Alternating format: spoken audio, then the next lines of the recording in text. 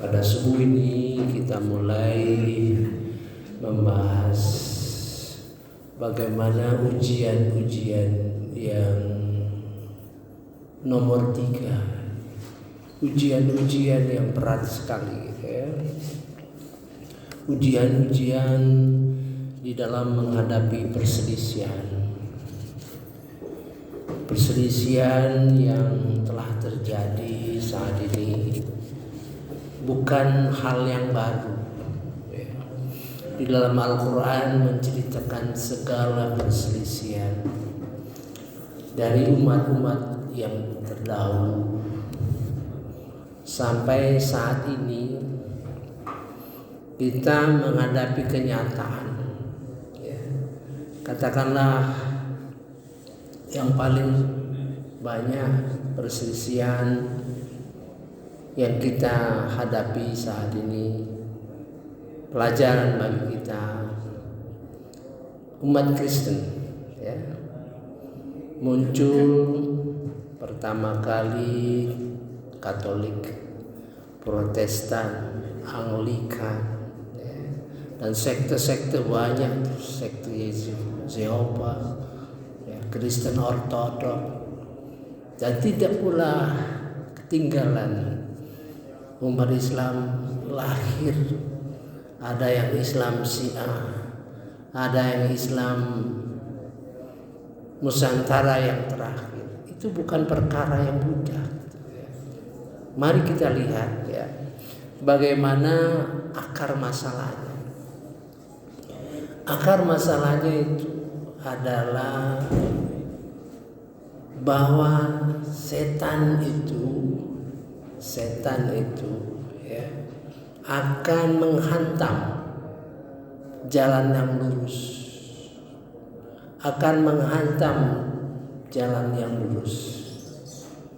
Kalau kita pahami jalan yang lurus, Shiratal Mustaqim, itu terkait dengan akidah, terkait dengan tauhid, ya. Kemudian terkait dengan syariat, terkait dengan akhlak, terkait dengan hubungan-hubungan muamalah dan sebagainya. Jadi yang akan dihantam, dirusak oleh setan itu, ya. Maka kita harus kembali kepada Al-Quran. Satu, ya, setan itu harus disadari adalah musuh yang paling nyata, yang akan menghancurkan tauhid kita, ibadah kita, akhlak kita, hubungan kita antara satu sama lain. Kedua, menimbulkan perselisihan di antara kita, perselisihan yang terkait dengan tauhid, ya. Sehingga muncul Islam Syiah, Ahmadiyah, itu tauhid. Begitu juga dalam syariat muncul bagi kita itu mazhab-mazhab yang sebetulnya 4 mazhab itu yang terakhir aja. Yang masih hidup di dunia ini 13 mazhab, tapi kecil-kecil masih hidup sekarang ini. Nah, itu satu, bahwa setan itu membawa permusuhan. Kedua, Allah mengatakan segala perselisihan itu tidak akan diselesaikan di dunia ini. Segala perselisihan itu tidak akan diselesaikan dunia ini. Kamu akan panggil, kami kumpulkan, menyelesaikan segala persoalan perselisihan antara kalian. Jadi betul-betul kita selama di dunia ini teliti, ya. Betul-betul kita waspada. Jangan menganggap golongan kita yang paling benar. Allah memberikan petunjuk bagaimana bersikap di dalam Al-Quran, ya. Bagaimana bersikap dalam Al-Quran. Dengan bersikap menuruti ayat-ayat Al-Quran itu, insya Allah kita akan selamat. Ketiga, persoalan itu akan terus terjadi di dunia ini. Baik dari segi tauhid, dari segi syariat, dari segi akhlak, merupakan cobaan bagi kita. Jadi yang golongan 73 itu bukan isu-isu berkenaan dengan Islam saja, berkenaan juga dengan agama-agama sebelumnya, ya. Maka saya keyakinan bahwa ini perlu dibentangkan, perlu dijelaskan berdasarkan ayat-ayat Al-Quran, bukan berdasarkan pikiran kita. Dan kita melihat kenyataan yang sulit, ya. Tidak ada seorang pun bisa memastikan bahwa akulah yang benar, pendapat golongan kami yang benar, tidak ada. Dengan pernyataan Allah Subhanahu wa Ta'ala, persoalan perselisihan tidak diselesaikan di dunia ini, akan aku selesaikan dengan pengadilan. Nah, bagaimana kalau kita nanti, ya, di dalam surah Az-Zumar ayat 75 dengan disaksikan oleh Nabi Muhammad SAW, ternyata kita termasuk yang salah. Sedih, ya. Makanya di dalam Al-Quran itu terbantanglah segala macam penyebab orang yang masuk neraka itu bermacam-macam. Yang sudah kita pelajari nanti akan nyambung, ya. Insya Allah akan terbuka sambungannya gitu dengan apa yang kita bahas mengenai perselisihan ini. Mari kita buka, ya, ayat yang pertama, ayat Al-Maidah ayat 48. Ya, mari kita baca saja karena persoalan ini akan mendalam, ya, tidak semudah yang kita kira, ya.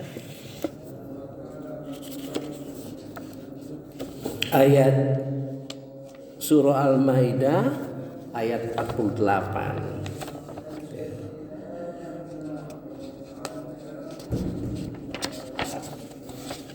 Saya akan bacakan bahasa Indonesianya saja dulu, ya, supaya dapat gambaran. A'udzubillahiminasyaitonirrajim. Bismillahirrahmanirrahim. Dan kami telah menurunkan kitab Al-Quran kepadamu Muhammad dengan membawa kebenaran yang membenarkan kitab-kitab yang diturunkan sebelumnya dan menjaganya. Maka putuskanlah perkara mereka menurut apa yang diturunkan Allah, dan jangan engkau mengikuti keinginan mereka dengan meninggalkan kebenaran yang telah datang kepadamu.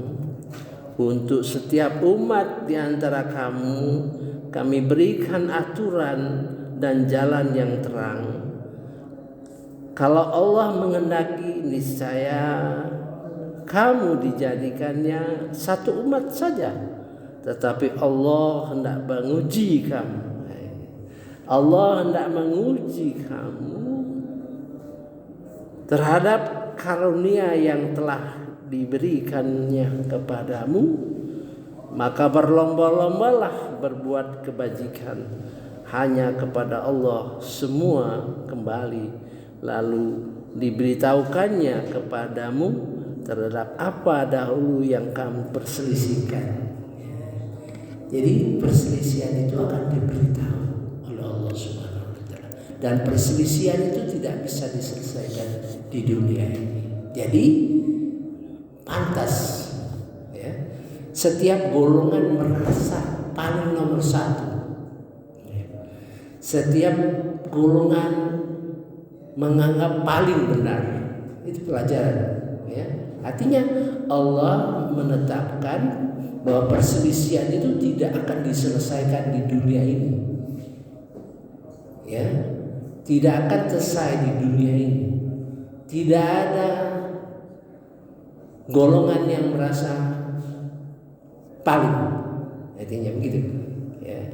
Mantas kalau golongan A merasa paling benar, golongan B merasa paling benar, golongan C merasa paling benar, tapi Allah selalu memberikan jalan. Nah, itu yang saya selalu tekankan. Dalam keadaan bagaimanapun Al-Quran memberikan jalan bagaimana kamu bersikap. Nah, itulah gambaran, ya, pembahasan ujian kita menyangkut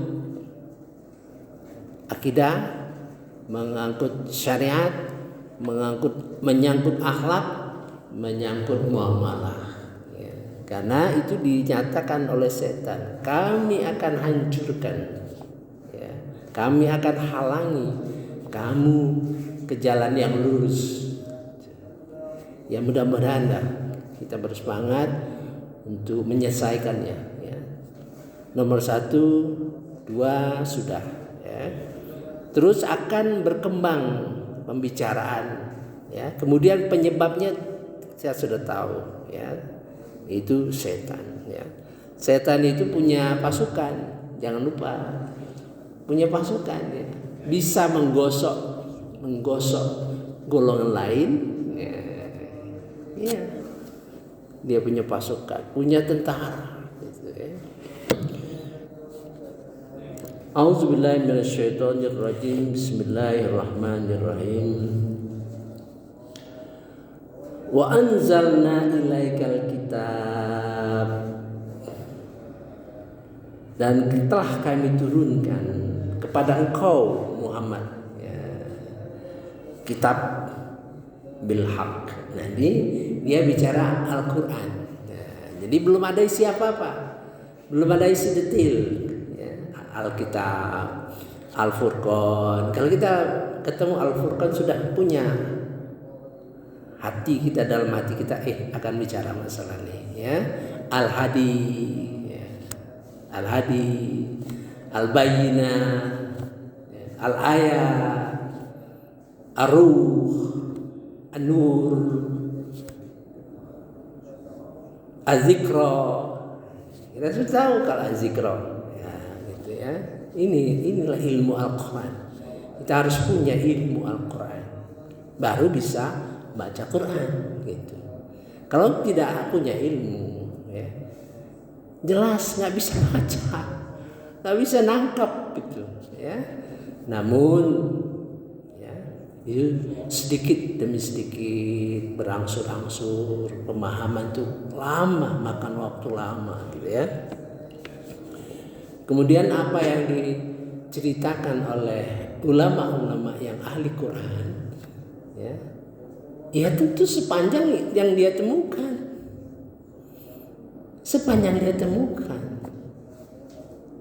tidak ada yang 100%. Coba saya bayangkan dulu, para sahabat itu ditanya, sahabat-sahabat beken itu, kepada Abu Bakar, Umar, Utsman, Ali, apa itu istiqomah? Jawabannya berbeda-beda, sesuai dengan perjalanannya, sesuai dengan ilmunya, sesuai dengan tingkat keimanan, sesuai dengan pengalamannya. Kalau Abu Bakar ditanya apa istiqomah?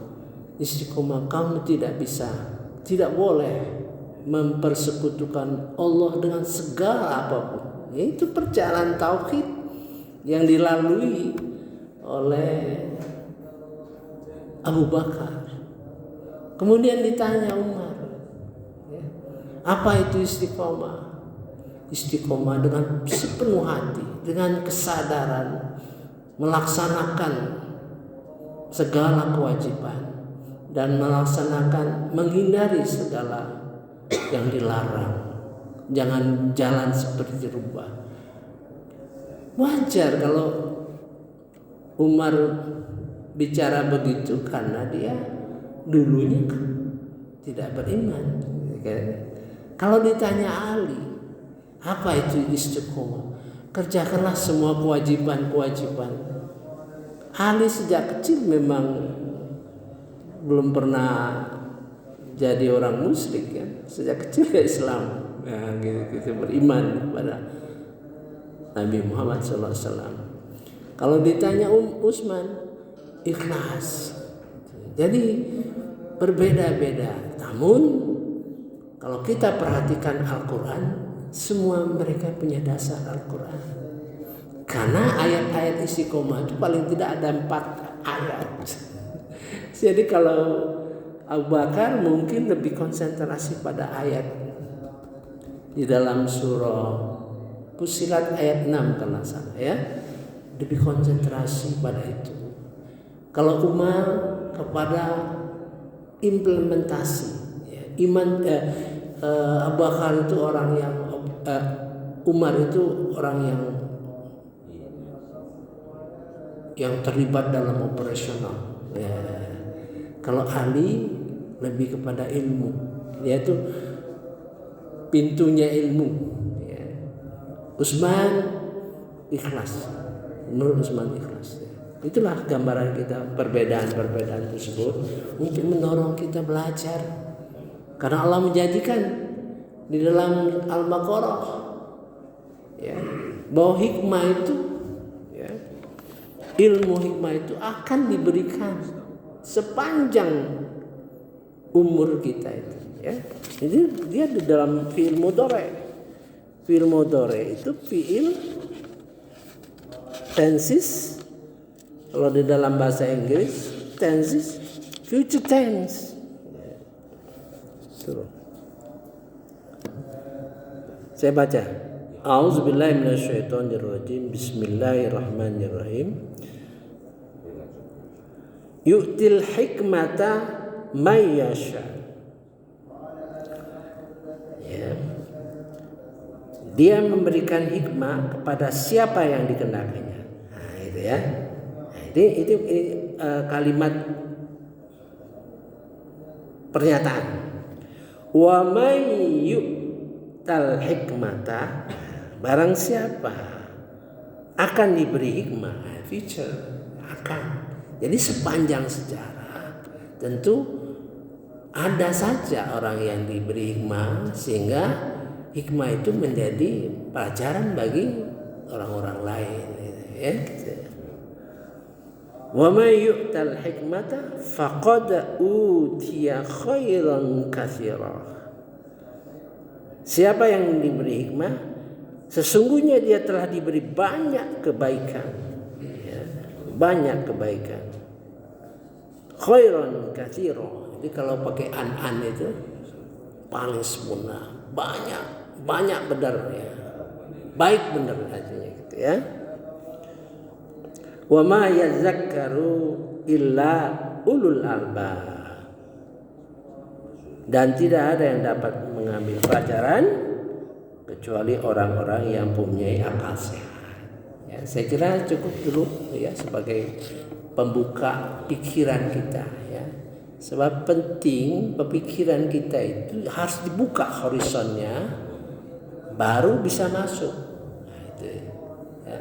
Jadi dibuka. Persoalan yang dihadapi sekarang ini ya, adalah perselisihan dan kita ada di dalam perselisihan itu, gitu kan? Dan perselisihan itu tidak akan selesai di dunia ini, akan diadili oleh Allah Subhanahu wa taala. Jadi terhadap perselisihan itu kita harus teliti, harus kita pelajari, harus kita pahami gitu ya. Dan Al-Qur'an memberikan jalan bagaimana ya.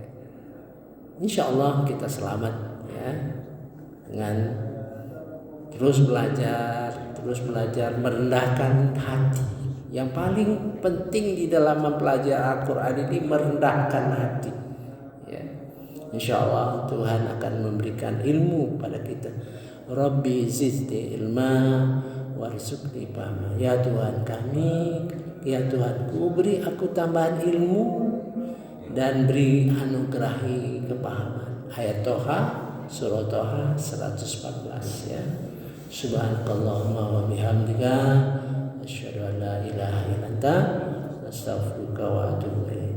Wallahu a'lam. Wassalamualaikum warahmatullahi